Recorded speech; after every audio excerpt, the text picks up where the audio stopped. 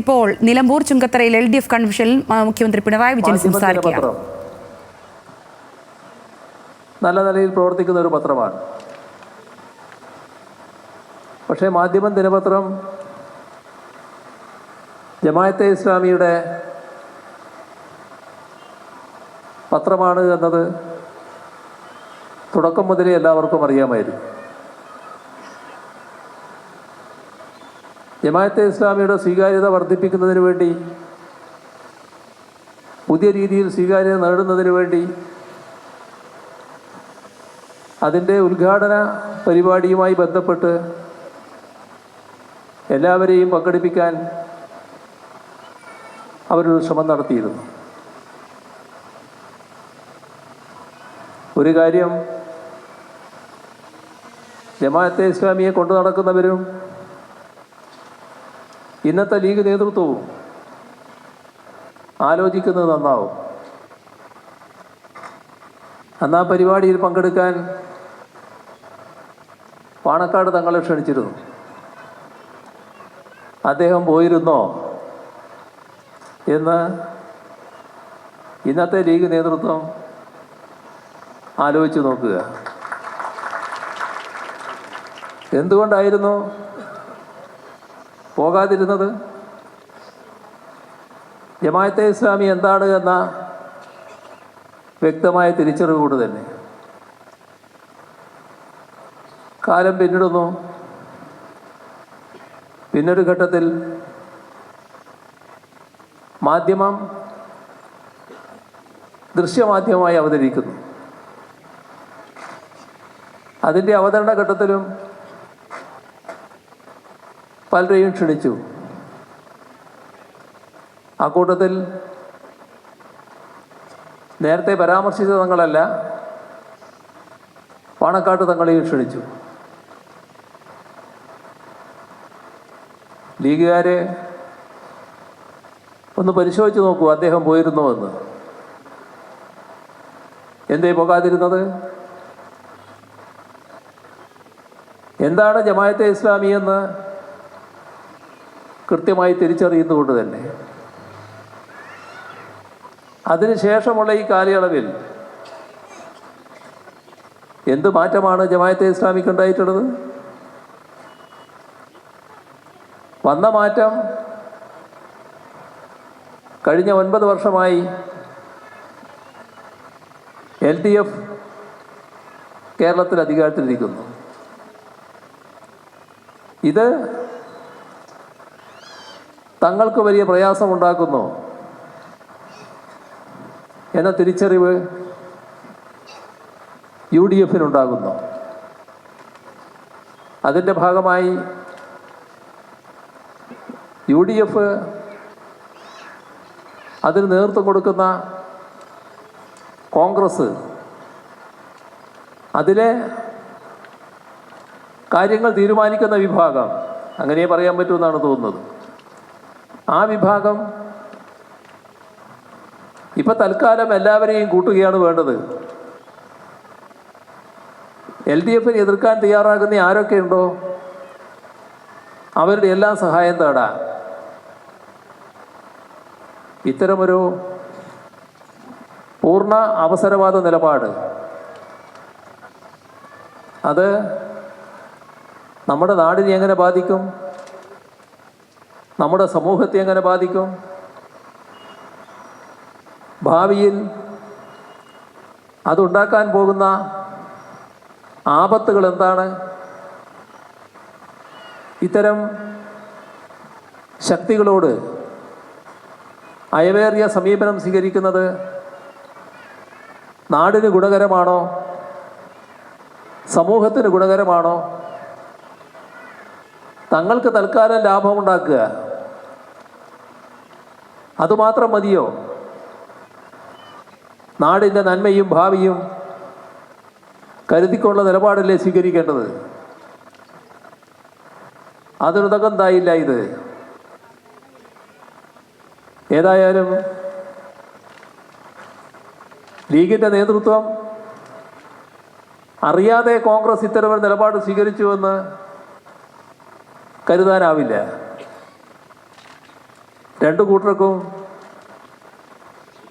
നിൽക്കക്കള്ളിയില്ലാത്ത സാഹചര്യം വരുമ്പോൾ ആരെയും ആശ്രയിക്കാമെന്ന അവസരവാദപരമായ നിലപാടാണ് വന്നിട്ടുള്ളത്. ഇത് കൃത്യമായി തിരിച്ചറിയാൻ നമ്മുടെ പൊതുസമൂഹത്തിന് കഴിയുന്നുണ്ട്. ഇത്തരത്തിലുള്ള ഒരു അവിശുദ്ധ ധാരണയും നീക്കുപോക്കും LDFന്റെ ഭാഗത്ത് നിന്നുണ്ടാകുന്നില്ല അതെല്ലാവർക്കും അറിയാവുന്ന തെളിമയാർന്ന LDF രാഷ്ട്രീയമാണ് നാടിൻ്റെ മുന്നിൽ ഞങ്ങൾ അവതരിപ്പിക്കുന്നത്. ഒരു വിഘടന ശക്തിയുടെയും ഒരു വിഭാഗീയ ശക്തിയുടെയും ഒരു വർഗീയ ശക്തിയുടെയും പിന്തുണയോ ആശീർവാദമോ LDFന് ആവശ്യമില്ല എന്നത് നേരത്തെ തന്നെ ഞങ്ങൾ വ്യക്തമാക്കിയിട്ടുള്ളതാണ്. ഞങ്ങൾ 2016 മുതൽ കേരളത്തിൽ LDF നേതൃത്വം വഹിച്ച് നടത്തുന്ന കാര്യങ്ങൾ നാടിൻ്റെ മുന്നിലുള്ള തുറന്ന പുസ്തകമാണ്. എല്ലാവർക്കും അവരവരുടേതായ അനുഭവത്തിൽ അത്തരം കാര്യങ്ങൾ മനസ്സിലാക്കാനും ഉൾക്കൊള്ളാനും കഴിയുന്നുണ്ട്. നമ്മൾ ചിലപ്പോഴൊക്കെ കാര്യങ്ങൾ പെട്ടെന്ന് മറന്നു പോകാറുണ്ട്. പക്ഷെ 9 വർഷം എന്നത് വളരെ ദീർഘമായൊരു കാലയളവല്ല. 9 വർഷം മുൻപുള്ള കേരളം എന്തായിരുന്നുവെന്ന് നമുക്ക് ഏവർക്കും അറിയാമല്ലോ. ഞങ്ങൾ ഈ 9 വർഷം ഭരണത്തിലിരിക്കുന്നു എന്നുള്ളത് കൊണ്ട് ഒരു തരത്തിലുള്ള അനാവശ്യ മേനി പറച്ചിലും നടത്താൻ ഒരുപെടാറില്ല. വസ്തുത, നാട്ടിൽ നിലനിൽക്കുന്ന യാഥാർത്ഥ്യം, അത് നാം ഉൾക്കൊണ്ടാൽ മതിയാകും. അതിന് 9 വർഷം മുൻപുള്ള കേരളവും ഇന്നുള്ള കേരളവും നാം ഒന്ന് മനസ്സിൽ വിലയിരുത്തി പോകണം. ഓരോരുത്തരും ആ വിലയിരുത്തലിലേക്ക് കടക്കണം. 2016 9 വയസ്സുള്ളൊരു കുട്ടി ഈ തെരഞ്ഞെടുപ്പിൽ വോട്ടറാണ്. ഈ 9 വർഷക്കാലം ആ കുട്ടി വളർന്ന് ആ വളർച്ചയുടേതായ ഘട്ടത്തിൽ നാട്ടിലുണ്ടായ മാറ്റങ്ങൾ അത് കൃത്യമായി മനസ്സിലാക്കാൻ ആ കുട്ടിക്ക് കഴിഞ്ഞിട്ടുണ്ട്, അല്ലെങ്കിൽ ആ ഒരു തലമുറക്ക് കഴിഞ്ഞിട്ടുണ്ട്. മറ്റുള്ളവരും ഈ കാര്യങ്ങൾ മനസ്സിലാക്കിയവരാണ്. കുട്ടിയുടെ കാര്യം ഞാൻ സാന്ദർഭികമായി പറഞ്ഞതുകൊണ്ട് നമ്മുടെ കുട്ടികളെല്ലാം വിദ്യാഭ്യാസം ഗൗരവമായി കാണുന്നവരാണല്ലോ. വിദ്യാഭ്യാസ രംഗത്തുണ്ടായ മാറ്റം ഒന്ന് ആലോചിച്ചാൽ മതി. 2016 കേരളത്തിൻ്റെ അവസ്ഥ എന്തായിരുന്നു? ഓർമ്മയില്ലേ? എന്തെല്ലാം കെടുകാര്യസ്ഥത. ഈ കുട്ടിക്ക് അന്ന് ആ കുട്ടിക്ക് പഠിക്കാൻ പുസ്തകം കിട്ടുമായിരുന്നില്ല. പാഠപുസ്തകത്തിൻ്റെ ഫോട്ടോസ്റ്റാറ്റ് കോപ്പിയെടുത്ത് കുട്ടികൾ പഠിക്കേണ്ടി വന്നൊരു കാലം. അതാണ് ഒരു കെടുകാര്യസ്ഥതയുടെ പാരമ്യത. കാരണം ഈ പാഠപുസ്തകം എന്ന് പറയുന്നത് ജൂൺ മാസം തുറക്കുമ്പോൾ മാത്രം ആലോചിക്കേണ്ട ഒരു കാര്യമല്ലല്ലോ. ജൂൺ മാസത്തിൽ സ്കൂൾ തുറക്കുമെന്ന് എല്ലാവർക്കും അറിയാം. കുട്ടികൾക്ക് പാഠപുസ്തകം വേണം. ആ പാഠപുസ്തകം തയ്യാറാക്കുന്ന നടപടികൾ നേരത്തെ സ്വീകരിക്കണം. അത് സ്വീകരിക്കാതിരുന്നാൽ അവതാളത്തിലാവും. 1 വർഷമാണോ? എത്ര വർഷം ആ തരത്തിൽ കാര്യങ്ങൾ അവതാളത്തിൽ കിടന്നു? ഇതൊരു ഭാഗം. ഇത് സമീപനത്തിൻ്റെ പ്രശ്നമാണ്, ഭരണക്കാരുടെ കാഴ്ചപ്പാടിൻ്റെ പ്രശ്നമാണ്, സമൂഹത്തോടുള്ള പ്രതിബദ്ധതയുടെ പ്രശ്നമാണ്. എന്താ സംഭവിച്ചത്? 2016 ആകുമ്പോഴേക്ക് നമ്മുടെ പൊതുവിദ്യാലയങ്ങളെല്ലാം അടഞ്ഞു പോകുന്ന അവസ്ഥയിലേക്ക് നീങ്ങിക്കൊണ്ടിരിക്കുകയായിരുന്നു. ഗ്രാഫ് താഴോട്ടായിരുന്നു. അവിടെ 1000 സ്കൂളുകൾ അടച്ചുപൂട്ടലിന് നോട്ടീസ് കൊടുത്തിരിക്കുകയായിരുന്നു. അനാദായകരം, അതാണ് അതിനിട്ട പേര്. കുട്ടികൾ കൊഴിഞ്ഞു പോകുന്നു. 5 ലക്ഷം കുട്ടികൾ 2016 കണക്ക് പൊതുവിദ്യാഭ്യാസ മേഖലയിൽ നിന്ന് കൊഴിഞ്ഞുപോയി. എല്ലാവരും അതീവ വേദനയോടെ പൊതുവിദ്യാഭ്യാസ സ്ഥാപനങ്ങളെ നോക്കിക്കണ്ട കാലം ഇത് വേഗം അടഞ്ഞു പോകുമല്ലോ എന്ന ആശങ്കയോടെ. മാറിയില്ലേ? മാറ്റം വന്നില്ലേ? എന്താ മാറ്റത്തിന് കാരണം? 2016 ജനങ്ങൾ LDFനെ അധികാരത്തിലേറ്റി. അന്നത്തെ LDF ഭൂരിപക്ഷത്തിൽ നിങ്ങളും പങ്കുവഹിച്ചു. നിലമ്പൂരിൽ നിന്നും നിങ്ങൾ LDFന്റെ പ്രതിനിധിയെ തിരഞ്ഞെടുത്തു. സ്വാഭാവികമായും ഗവൺമെൻറ് രൂപീകൃതമായപ്പോൾ നേരത്തെ നൽകിയ വാഗ്ദത്തം കൃത്യമായി നടപ്പാക്കി. പൊതുവിദ്യാഭ്യാസ മേഖലയെ സംരക്ഷിക്കാൻ പൊതുവിദ്യാഭ്യാസ സംരക്ഷണ യജ്ഞം എന്നൊരു മിഷൻ പ്രവർത്തനം ആരംഭിച്ചു. എന്താ അതിൻ്റെ ഫലം? സർക്കാർ മാത്രമല്ല, നാടാകെ അതിൻ്റെ കൂടെ നിന്നു. നാടും നാട്ടുകാരും വിദ്യാർത്ഥികളും അധ്യാപകരും രക്ഷാകർത്താക്കളും മുഴുവൻ പേരും അതിനോടൊപ്പം അണിചേർന്നു. കൂട്ടത്തിൽ 5000 കോടി രൂപ ഈ വിദ്യാലയങ്ങളിൽ ചെലവഴിക്കാൻ സർക്കാർ തയ്യാറായി. മാറിയില്ലേ? മാറ്റം വന്നില്ലേ? ആ മാറ്റം എവിടം വരെയായി? 5 ലക്ഷം കുട്ടികൾ കൊഴിഞ്ഞുപോയ സ്ഥാനത്ത് 10 ലക്ഷം കുട്ടികൾ പുതുതായി വന്നു ചേരുന്ന അവസ്ഥ ഉണ്ടാക്കുന്ന നിലയുണ്ടായി. ഇതല്ലേ മാറ്റം? ആ മാറ്റം അനുഭവിച്ചറിഞ്ഞവരാണല്ലോ നേരത്തെ പറഞ്ഞ ആ ഗണത്തിൽപ്പെടുന്നവർ. വിദ്യാർത്ഥികൾ മാത്രമല്ലല്ലോ, രക്ഷാകർത്താക്കൾക്കും ജനങ്ങൾക്കാകെയും അറിയാലോ. ഇനി അന്ന് നമ്മുടെ SSLCയോ പ്രീ ഡിഗ്രിയോ മറ്റോ പഠിക്കുന്ന കുട്ടിയാണെങ്കിൽ പിന്നീടുള്ള ഘട്ടത്തിൽ ബിരുദ വിദ്യാഭ്യാസം നടത്തിയവരാണ്. ബിരുദ വിദ്യാഭ്യാസത്തിലും ബിരുദാനന്തര ബിരുദ കാര്യത്തിലുമെല്ലാം എത്ര വലിയ മാറ്റങ്ങളാണ് വന്നത്. ഉന്നത വിദ്യാഭ്യാസ മേഖലയിൽ വന്ന മാറ്റം നോക്കണം. 2016 നമ്മുടെ രാജ്യത്തെ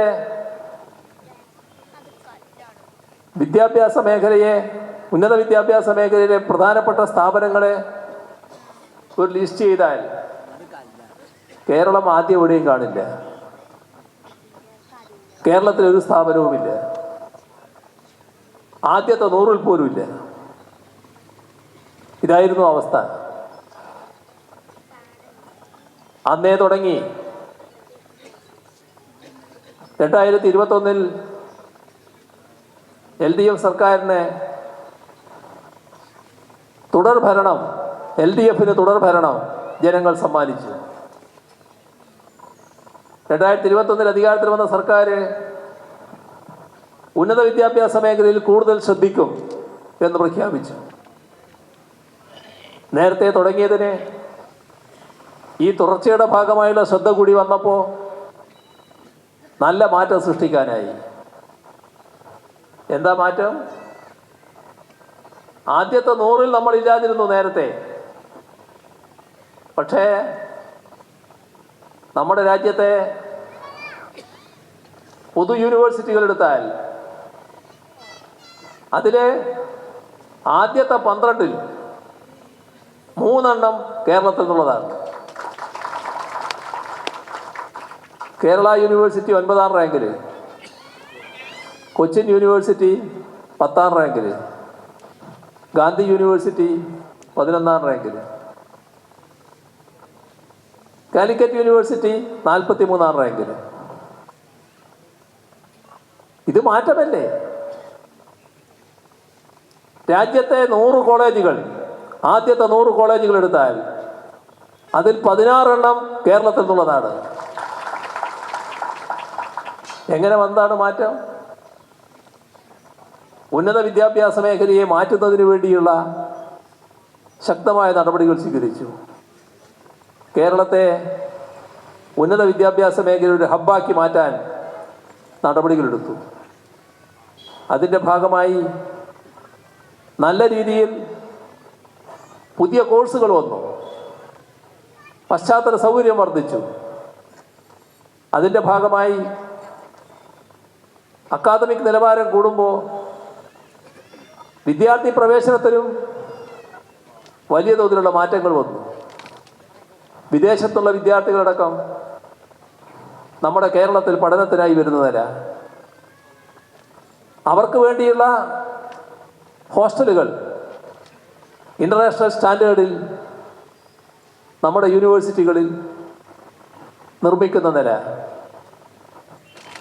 നിരവധി നടപടികൾ ഗവേഷണ രംഗത്തെ പ്രോത്സാഹിപ്പിക്കുന്നതിന് പോസ്റ്റ് ഡോക്ടറൽ ഫെലോഷിപ്പുകൾ വലിയ തോതിൽ സംസ്ഥാനം നൽകുന്നു. എല്ലാം കൊണ്ടും ഉന്നത വിദ്യാഭ്യാസ മേഖല വലിയ തോതിൽ മാറി. നമ്മുടെ ആധുനിക കാലത്ത് വേണ്ട കോഴ്സുകൾ എല്ലാ ഉന്നത വിദ്യാഭ്യാസ സ്ഥാപനങ്ങളിലും കൊണ്ടുവന്നിരിക്കുന്നു. ഇനിയും മാറണമെന്നാണ് കാണുന്നത്, ഇനിയും ശക്തിപ്പെടണം എന്നാണ് കാണുന്നത്. അതിനുതകുന്ന നടപടികൾ സ്വീകരിച്ചു പോകാനാണ് ഉദ്ദേശിക്കുന്നത്. ഇതെല്ലാം നമ്മുടെ വളർന്നു വരുന്ന കുട്ടികൾ അവരുടെ ജീവിതത്തിൻ്റെ ഭാഗമായി കണ്ട് അനുഭവിച്ച് വളർന്നതാണല്ലോ. ഞങ്ങൾ ഏതെങ്കിലും ഒരു പൊയ്വാക്ക് പറയുന്നല്ലോ, ഈ നാടിൻ്റെ അനുഭവമല്ലേ. ഇതാണ് LDF നമ്മുടെ നാടിനെ ചെയ്യാൻ ഉദ്ദേശിച്ച കാര്യങ്ങൾ എന്നത് നാട് കൃത്യമായി മനസ്സിലാക്കുന്നുണ്ട്. ഇപ്പം നമ്മുടെ കേരളത്തിന് നേരത്തെ വല്ലാത്തൊരു ദുഷ്പേരുണ്ടായിരുന്നു. അതായത് കേരളം നല്ല പ്രകൃതി സൗന്ദര്യം നിറഞ്ഞ സ്ഥലമൊക്കെ തന്നെ, പക്ഷെ ഇത് വ്യവസായത്തിന് വരുന്ന സ്ഥലമല്ല. വ്യവസായം ഇവിടെ അങ്ങനെ പച്ച പിടിക്കില്ല. അതുകൊണ്ട് തന്നെ പറയപ്പെടുന്ന തരത്തിലുള്ള വലിയ വ്യവസായങ്ങൾ ആദ്യമുണ്ടായ ജനതൊഴിച്ചാൽ പിന്നീട് അധികം വന്നിട്ടില്ല. ഇതായിരുന്നു ഒരു പൊതുനില. 2016 LDF സർക്കാർ അധികാരത്തിൽ വന്നപ്പോൾ ഇതേ നില തന്നെയാണ്. പക്ഷേ നാടിന് മാറ്റമാണല്ലോ വേണ്ടത്.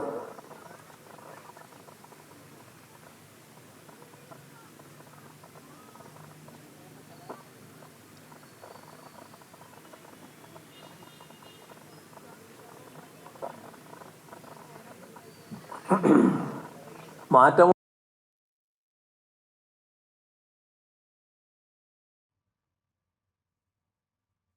നമ്മുടെ നാട്ടിൽ വ്യവസായം വരുന്നില്ല. പൊതുവെ ഇങ്ങനെയായിപ്പോയി. അങ്ങനെ തന്നെ നിന്നോട്ടെ എന്ന് വെക്കലല്ലാലോ ഒരു ഗവൺമെൻറ് ചെയ്യേണ്ടത്. ഗവൺമെൻറ് ആ നില എങ്ങനെ മാറ്റാം? ഇന്ത്യയിലെ മറ്റൊരു സംസ്ഥാനത്തിനോ അല്ലെങ്കിൽ മറ്റു ചില സംസ്ഥാനങ്ങൾക്കോ നിക്ഷേപങ്ങൾ കൂടുതലായി ആകർഷിക്കാൻ കഴിയുന്നുണ്ടെങ്കിൽ, നിക്ഷേപ സൗഹൃദ സംസ്ഥാനങ്ങളായി മാറുന്നുണ്ടെങ്കിൽ, അവിടെ പുതിയ വ്യവസായങ്ങൾ വരുന്നുണ്ടെങ്കിൽ എന്തുകൊണ്ട് നമ്മുടെ നാട്ടിലായിക്കൂടാ? ആ നിലയിലേക്ക് നമ്മുടെ നാടിനെ എന്തുകൊണ്ട് മാറിക്കൂടാ? ഈ ചിന്തയല്ലേ സാധാരണഗതിയിൽ സർക്കാരിന് വേണ്ടത്.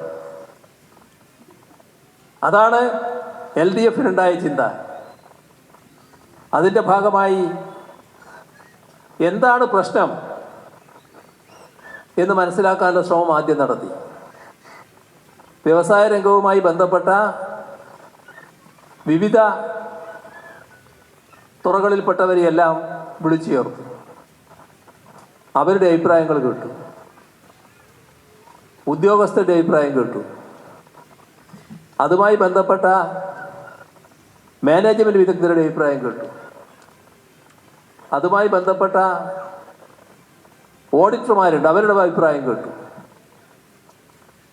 ഇതിൻ്റെ എല്ലാം അടിസ്ഥാനത്തിൽ ചില നടപടികളിലേക്ക് കടന്നു.